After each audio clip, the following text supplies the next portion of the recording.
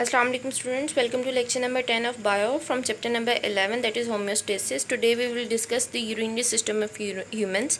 Urinary system is also called as excretory system.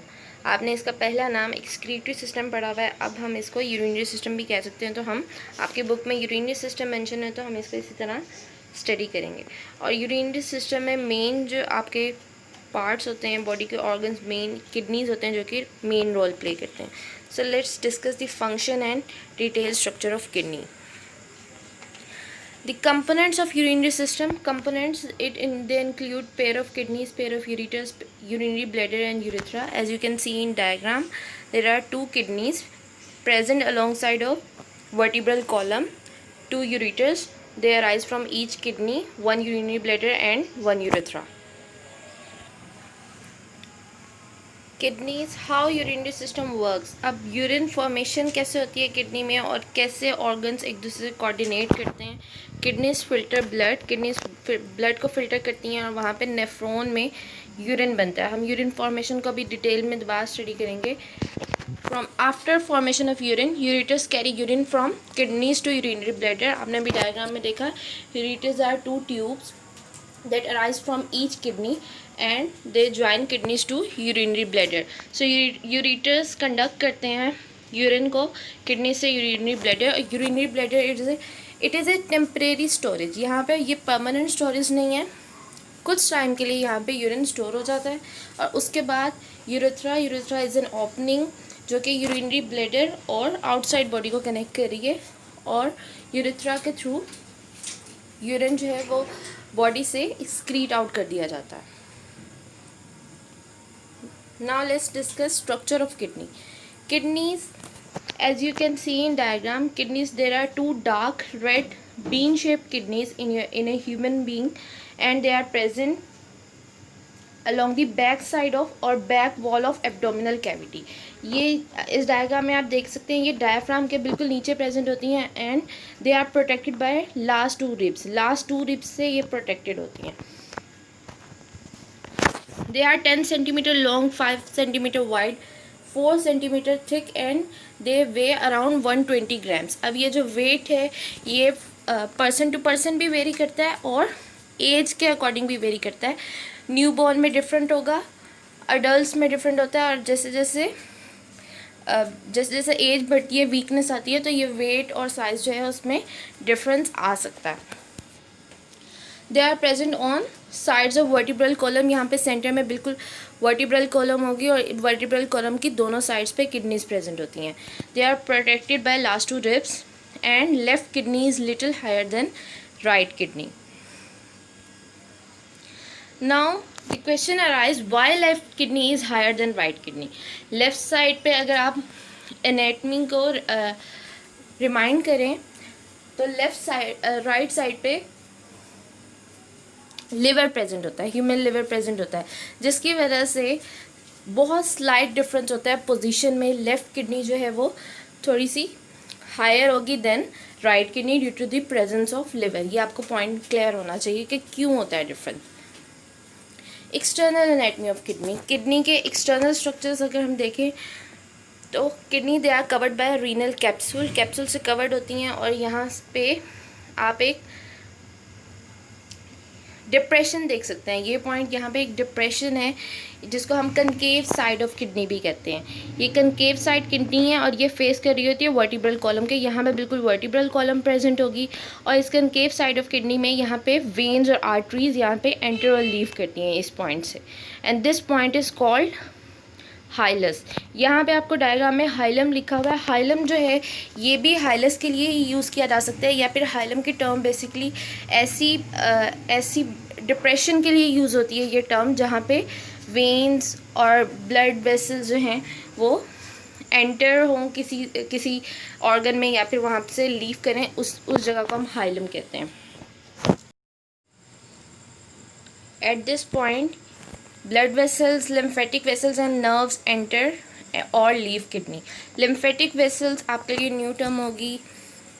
lymphatic vessel lymph system होता है हमारी body में, human body में प्रेजेंट होता है। It is similar to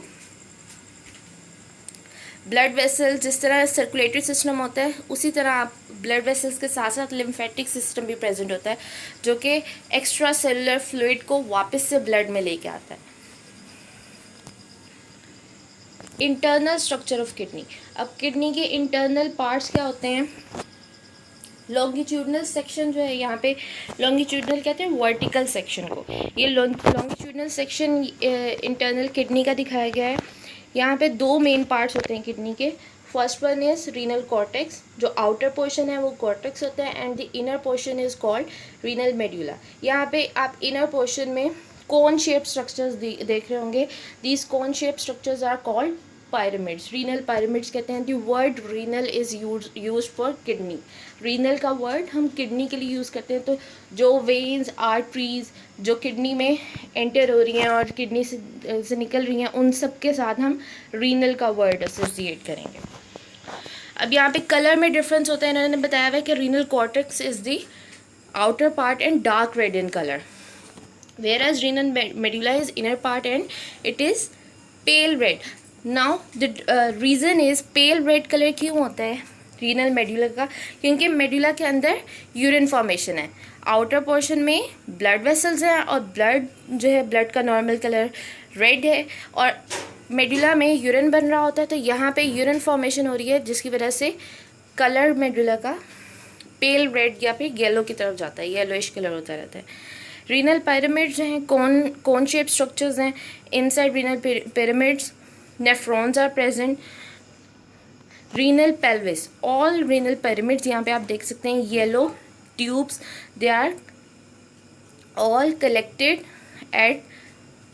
eight hilum या फिर हाइलस, यहाँ पे कलेक्ट हो रही हैं और यहाँ पे इस पोर्शन को हम रीनल पेल्विस कहते हैं। It is a funnel shape cavity at the base of ureter, और यहाँ यहीं से इसी पॉइंट से यूरेटर भी निकल रहा होता है।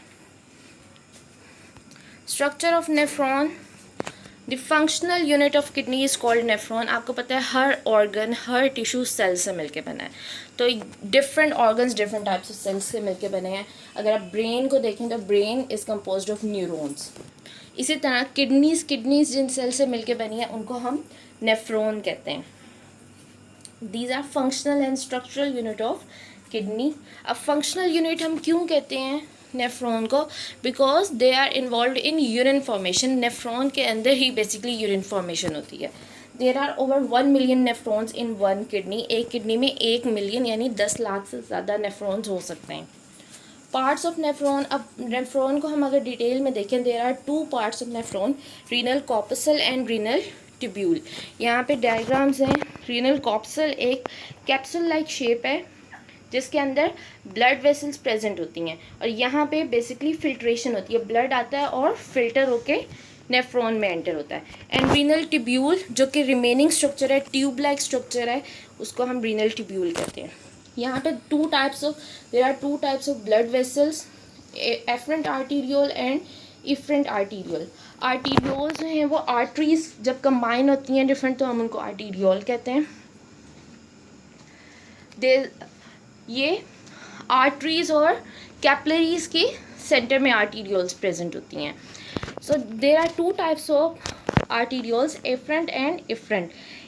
एफरेंट जो होती हैं वो ब्लड को कैरी कर रही होती हैं टूवर्ड्स एनी ऑर्गन। तो यहाँ पे जो ब्लड वेसल जो ब्लड लेके आ रही हैं किडनी की तरफ या फिर नेफ्रॉन की तरफ, उनको हम एफरेंट कहते हैं, और जो कि क्लीन ब्लड को वापस लेके जा रही होती हैं बॉडी की तरफ, उनको हम इफरेंट कहते हैं। Efferent arteriole they will combine to make veins. Parts of a nephron. अब नेफ्रॉन का अगर हम फर्दर इन पार्ट्स को देखें, renal corpuscle and renal tubule. Renal corpuscle जो है ये नॉन ट्यूब्यूलर होता है, मतलब ये ट्यूब लाइक स्ट्रक्चर नहीं है, ये कैप्सूल लाइक स्ट्रक्चर है या फिर बॉल लाइक स्ट्रक्चर है। It has 2 parts, glomerulus and बोमेंस capsule. Glomerulus हम कैपिलरीज के नेटवर्क को कहते हैं। जो ब्लड वेसल्स आपने देखी,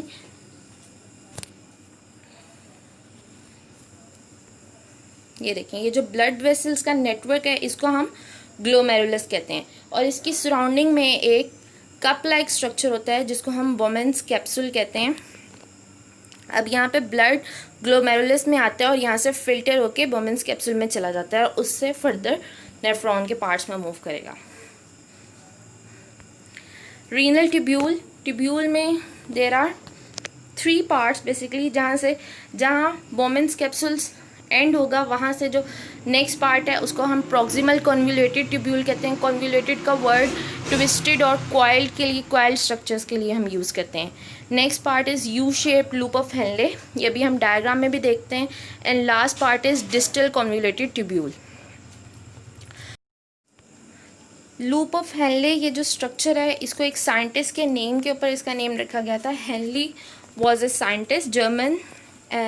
एनेटमी जो स्टडी करते हैं उन्हें हम एनेटमिस्ट कहते हैं। ही वॉज ए जर्मन एनेटमिस्ट, और उसने डिस्कवर किया था ये यू शेप स्ट्रक्चर, उसके फंक्शन को स्टडी किया था, उसकी बेस पे इसका नाम रखा गया। And the last part is distal convoluted tubule. Distal convoluted tubules they different nephron से सब कॉन्वोल्यूटेड ट्यूब्यूल्स कंबाइन होकर एक सिंगल ट्यूब बनाती है, जिनको हम कलेक्टिंग डक्ट कहते हैं। अभी कलेक्टिंग डक्ट का फंक्शन क्या है, ये सब नेफ्रॉन से ये यूरिन को कलेक्ट करती है, और वहाँ से यूरिन कलेक्ट करने के बाद डिफरेंट कलेक्टिंग डक्ट्स जो हैं कंबाइन होकर एक लार्ज डक्ट बना देंगी, जिसको हम पेपिलरी डक्ट कहते हैं, और वो रीनल पेल्विस में ओपन होगी, और वहाँ से यूरिटर जो हैं वो सारा यूरिन कलेक्ट करके फर्दर यूरिनरी ब्लैडर में उसको मूव करेंगे। ये this is the complete structure of nephron. यहाँ पे हम दोबारा देख लेते हैं। This is renal corpuscle, बोमेंस capsule है और ग्लोमेरुलस है। आर्टीरियोल्स आ रही हैं, और यहाँ पे आप देख सकते हैं यू शेप जो हेनले है और डिफरेंट जो स्ट्रक्चर्स हैं, डिस्टल कॉन्वोल्यूटेड ट्यूब्यूल या प्रॉक्सिमल कॉन्वोल्यूटेड ट्यूब्यूल, इन सब के सराउंडिंग में ब्लड वेसल्स प्रेजेंट हैं। अब यहाँ से भी इन पोर्शन से भी ब्लड जो है वो फिल्टर भी होता है और रीअब्जॉर्प्शन भी हो रही होती है, जिसको हम अभी आगे देखते हैं। ग्लोमेरुलस के बाद जो फर्स्ट जो क्वाइल्ड स्ट्रक्चर आप ये देख रहे हैं, ये प्रॉक्सिमल ट्यूब्यूल है। Then a U shape structure, this is called loop of Henle. Then another coiling is, this is called distal convoluted tubule. At the end a collecting duct is present. अब इसी तरह के 1 million, more than 1 million nephrons, इस तरह के structures present होते हैं renal pyramids या फिर मेडुला के अंदर।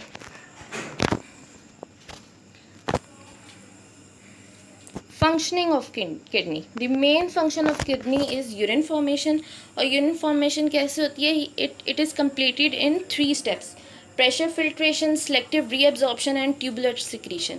यहाँ पे आप देख सकते हैं इस डायग्राम में इन 3 स्टेप्स को हर पोर्शन के साथ जो है वो यहाँ पे दिखाया गया है। ये नेफ्रॉन को डिफरेंट पोर्शंस दिखाए हुए हैं: glomerulus, proximal tubule, loop of Henley, distal tubule and collecting duct. अब हर पोर्शन में क्या फंक्शन हो रहा है, सबसे पहले ग्लोमेरुलस में फिल्ट्रेशन हो रही है।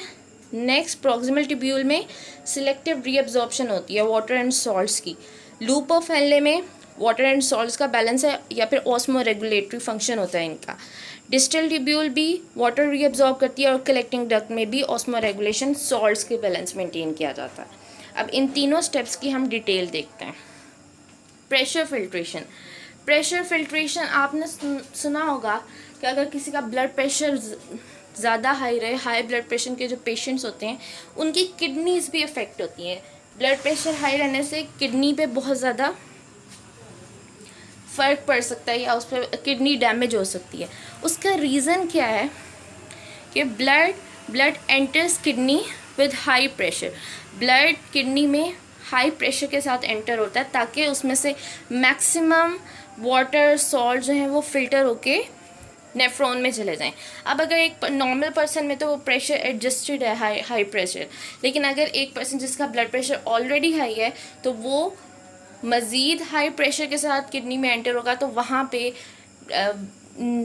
पे किडनी का स्ट्रक्चर डैमेज हो सकता है या फिर वहाँ पे जो ब्लड वेसल्स हैं उसमें वो बर्स्ट हो सकती हैं। First step in urine formation is pressure filtration. ये कहाँ होती है, ये रीनल कॉर्पसल में होगी। Blood enters kidney by renal artery and divides into arterioles then go to glomerulus. Glomerulus क्या था, these are capillaries.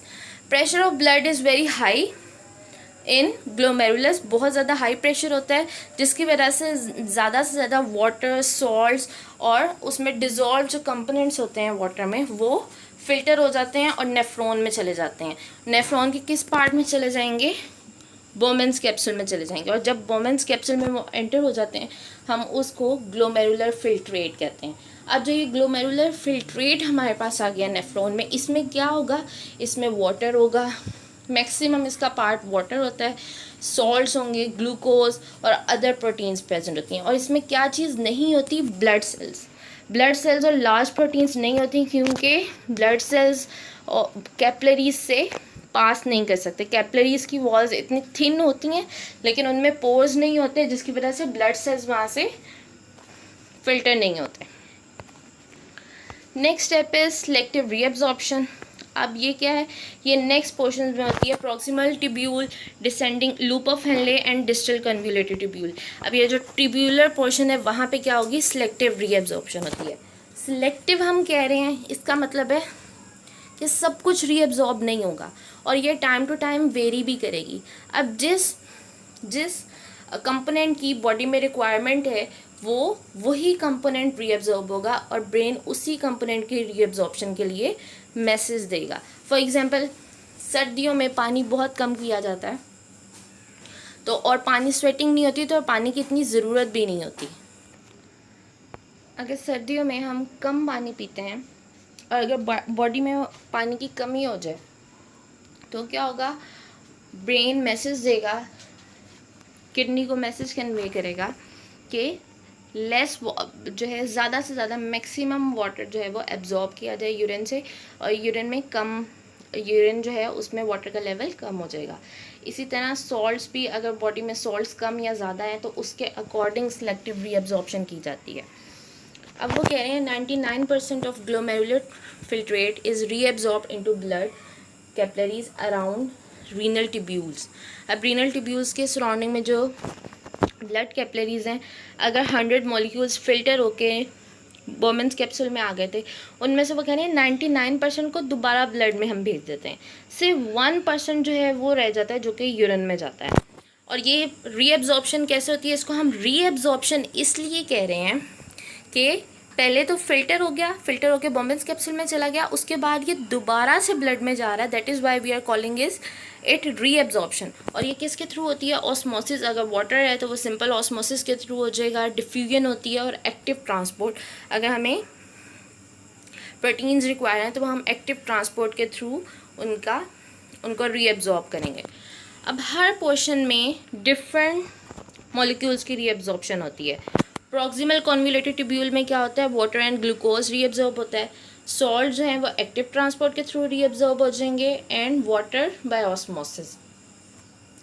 Descending limb में रीअब्जॉर्प्शन ऑफ वाटर हो रही होती है, and ascending limb reabsorption of salts. Distal convoluted tubule में भी reabsorption of water होती है। Last step is tubular secretion. अब सिक्रीशन का वर्ड है, इसका मतलब है सिक्रीशन हो रही है, इसका मतलब है कि ब्लड से कोई कंपोनेंट्स यूरिन में जा रहे हैं। और ट्यूबुलर सिक्रीशन, ये ट्यूबुलर हम इसको इसलिए कह रहे हैं कि ये सिर्फ रीनल ट्यूब्यूल के पोर्शन में हो रही है। Different ions, keratin, urea are secreted into the renal filtrate या फिर यूरिन। इसको हम डिफरेंट आयंस को यूरिन में स्क्रीट आउट कर दिया जाता है। अब ये क्यों किया जाता है? इससे ब्लड की पीएच मेंटेन रहती है। जो कंपोनेंट ब्लड में एक्स्ट्रा होगा उसको हम यूरिन में एक्सक्रीट आउट कर देंगे अपनी बॉडी से, और ब्लड की नॉर्मल पीएच 7.35 टू 7.45 जो है वो मेंटेन की जाती है। अब ब्लड की पीएच मेंटेन इसलिए की जाती है क्योंकि different hormones, different proteins specific pH पे वर्क करते हैं। Now this filtrate is called urine. Eight the and जब सारी रीअब्जॉर्प्शन और सिक्रीशन होगी, उसके बाद हम इसको यूरिन कहते हैं, उससे पहले हम इसको फिल्ट्रेट कहते हैं। It goes to collecting ducts. अब ये क्या करेगा? ये अब यूरिन कलेक्टिंग डक्ट में जाएगा, वहाँ से पेल्विस में जाएगा, और वहाँ से यूरेटर से यूरिनरी ब्लैडर, और यूरिनरी ब्लैडर से यूरेथ्रा के थ्रू आपकी बॉडी से बाहर निकल जाएगा। At the final stage, urine is only 1% of originally filtered volume. The typical volume of urine produced by an average adult is around 1.4 liters per day. अब वो कह रहे हैं एक एवरेज अडल्ट जो नॉर्मल हेल्दी पर्सन है 1.4 litres urine produce करता है एक दिन में, और जो फाइनल स्टेज का होता है यूरिन वो सिर्फ 1% होता है ओरिजिनली फिल्ट्रेट का, बोमेंस फिल्ट्रेट का। बाकी 99% हम रीएब्जॉर्ब कर लेते हैं बॉडी में। Now here is a table, यहाँ पे नॉर्मल यूरिन की कंपोजिशन बताई हुई है 1 लीटर में। 1 लीटर में कौन कौन से कंपोनेंट्स होते हैं?